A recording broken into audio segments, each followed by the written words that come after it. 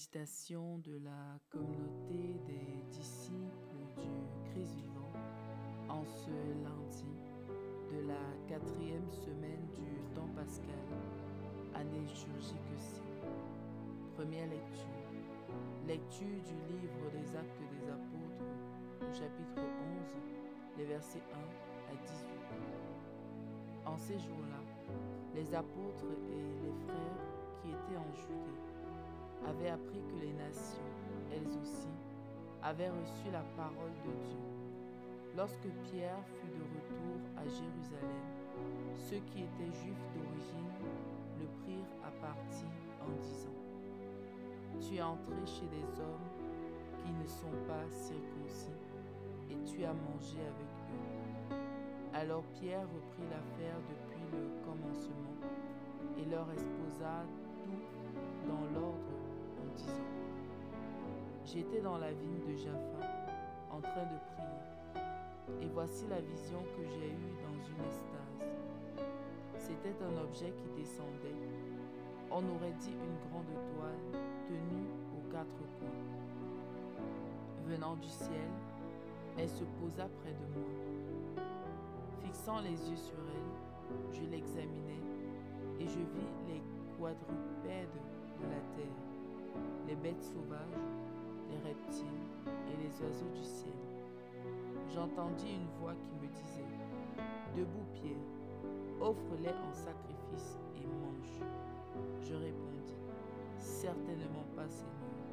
Jamais aucun aliment interdit ou impur n'est entré dans ma bouche. » Une deuxième fois, du haut du ciel, la voix répondit : « Ce que Dieu a déclaré pur, toi, ne le déclare pas interdit. » Cela se produisit par 3 fois, puis tout fut remonté au ciel. Et voici qu'à l'instant même, devant la maison où j'étais, survinrent 3 hommes qui m'étaient envoyés de Césarée. L'Esprit me dit d'aller avec eux sans hésiter.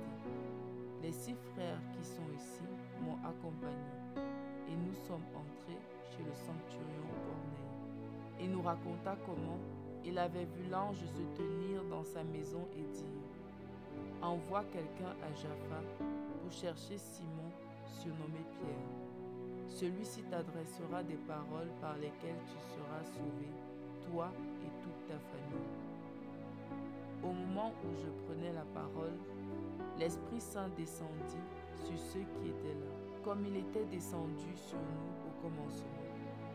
Alors je me suis rappelé la parole que le Seigneur avait dite : « Jean a baptisé avec l'eau, mais vous, c'est dans l'Esprit Saint que vous serez baptisés. » Et si Dieu leur a fait le même don qu'à nous, parce qu'ils ont cru au Seigneur Jésus-Christ, qui étais-je moi pour empêcher l'action de Dieu ? En entendant ces paroles, ils se calmèrent et ils rendirent gloire à Dieu en disant : « Ainsi donc, même aux nations, Dieu a donné la conversion qui fait entrer dans la vie. » Parole du Seigneur. Méditation. Bien-aimés dans le Christ Jésus, rendons grâce au Seigneur pour ses multiples bénédictions dans nos vies. Dans le texte de la première lecture, l'apôtre Pierre est confronté à une contradiction de la part de ses frères juifs, parce qu'il est entré chez des incirconcis et a mangé avec eux. Pour les Juifs, Pierre s'est souillé en entrant chez Corneille l'incirconcis. Ils ont encore des préjugés bien enracinés dans la loi de Moïse, qui prétendent que pour faire partie de la communauté chrétienne, il fallait être circoncis. Dieu, par son Esprit Saint, agit en effet d'une manière souveraine et nous fait comprendre par la méditation de ce texte que sa grâce ne connaît pas de limite. Il nous appelle alors à ne jamais juger les autres sur les apparences et encore moins sur les circonstances dont nous n'avons pas la connaissance parfaite. Le comportement que l'autre affiche peut ne pas être compréhensible pour nous, mais trouver sa source dans la divine volonté. Au lieu de juger, il vaut mieux chercher à comprendre. Dieu aime tous les hommes, et les a déclarés tous purs. Il n'a pas créé des personnes indignes de sa grâce.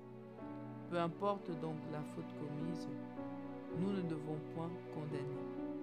Par ailleurs, l'attitude de Saint Pierre face à la contradiction nous interpelle. Comment nous comportons-nous lorsque nous sommes confrontés à des conflits ou des incompréhensions? Lorsqu'il est pris à partie par ses frères en toute humilité, il reprend tout depuis le début pour leur expliquer les circonstances dans lesquelles les choses se sont faites. Il ne met en avant ni sa position sociale, ni les miracles et les prodiges qu'il accomplissait par l'Esprit Saint. Face à la contrariété, la meilleure attitude à adopter est donc de présenter les choses en toute clarté, afin de se faire comprendre et maintenir par là la communion fraternelle. Nous devons également rendre compte en toute humilité, le but étant de se faire comprendre. Frères et sœurs bien-aimés, il y aura toujours des situations conflictuelles entre les humains, justement parce que chacun est particulier et qu'on ne pense toujours pas de la même façon. Mais pour suivre le Christ, nous devons être capables de ne pas juger trop vite et de communiquer clairement avec les autres pour résoudre les incompréhensions et maintenir la cohésion sociale dans notre société. Prions. Dieu notre Père, ouvre notre cœur à l'amour véritable.